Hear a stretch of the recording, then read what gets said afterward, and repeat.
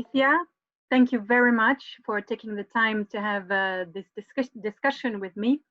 I'm really happy to bring this discussion to the Enlit platform, sharing the knowledge and visions of the experts. My name is Florence. I am Enlit Content Director.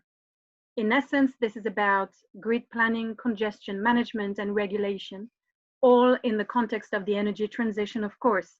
I am here with Alicia. Alicia, you are the CEO of OlivoENERGY, but also the co-founder and executive director for the Entra coalition, the Spanish association looking particularly at aggregation and flexibility. Alicia, how are you doing today? I'm good, thank you. I hope you're good too. Yes, I'm good, thank you.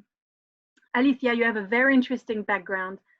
You were working on the energy policy side at Tesla. You were EMEA regulatory director for Siemens Smart Grids and e-meter as well. With OlivoENERGY, you look at market and regulation development in order to take smart decisions, keeping, of course, a sustainable future in mind. Your work on opening markets and opportunities for aggregation and flexibility naturally led you to start the Entra coalition. I have 3 questions for you. Let's dive in. The first one, large-scale demonstration projects will be needed to accelerate and optimize smart grid implementation in Europe to the benefit of the customers. But often regulation is the bottleneck to the projects. So what do you think? Do you agree? Well, I do agree because demonstration have to go a bit out of how the market works today and how the technical flows of operational procedures work. So obviously they need to go out of that framework that we have today implemented, and they are more thinking on the guidance that the European Union has provided us with the electricity market directive and with the clean energy package as a whole. So it is true that sometimes the regulations that are implemented today don't cope or are not aligned or don't allow full implementation of the large implementation investigation projects. However, we do have in different countries some boxes that they allow you to somehow test these new conditions out of a lab and kind of test how they will work on the real market. So I think they are a barrier, but they are also creating the tools to enable this bridge of what is coming and what's the regulation today to be fixed somehow with these sandboxes. Thank you. Your work is essentially to anticipate market and regulation development. So perhaps you can give us a word of wisdom or perhaps an advice on what is to come. Well, for me, and what is to come is coming from unfortunately, is reflecting the need of an economic reindustrialization to promote local economic development and investment because of COVID. And then the European Union has spoke about infrastructure. And when they are talking about infrastructure, they're talking about 2 main things.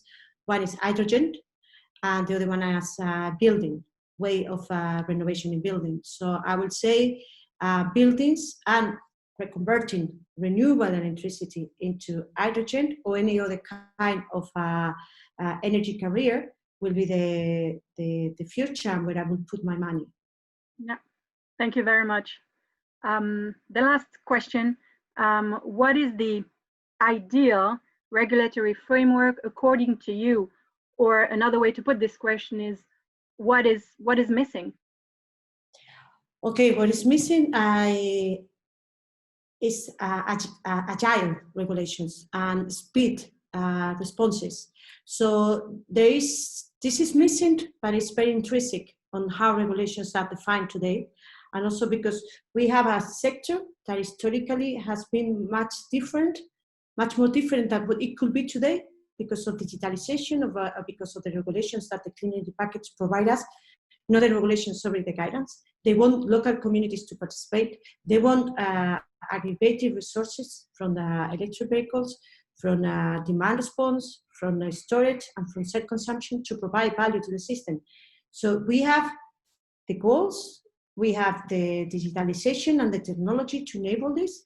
But when you want to implement it, you have a regulation that is always somehow either protecting a stakeholder or I wouldn't say protecting a stakeholder is the only thing, but it's difficult to really change the regulation because there is always a fair principle. And in the UK, when they want to change a regulation, they always look at 4 principles. And one of the principles is fairness. So if you do one development at the cost of one part will benefit, but another part will be penalized, this is unfair.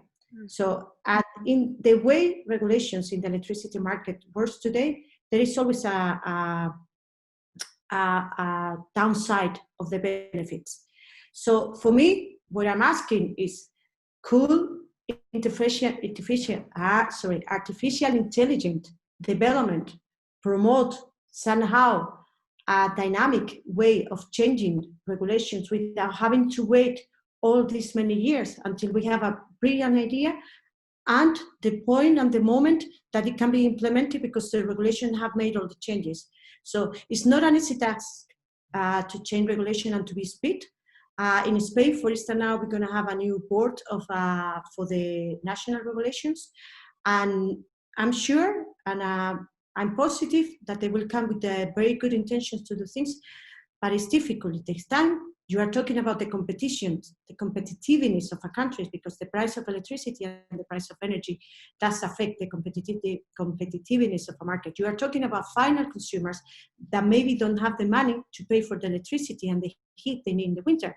So these are very serious issues that have to be somehow look after the regulator and socialize. So I don't know the answer for each of the cases, but I tell you that this is a very difficult thing. And I'm waiting for artificial intelligence to provide a way forward to be faster and more concrete on the way forward. Thank you. It's very interesting to hear. And so if I say it right as well, perhaps AI could be a tool for more fairness.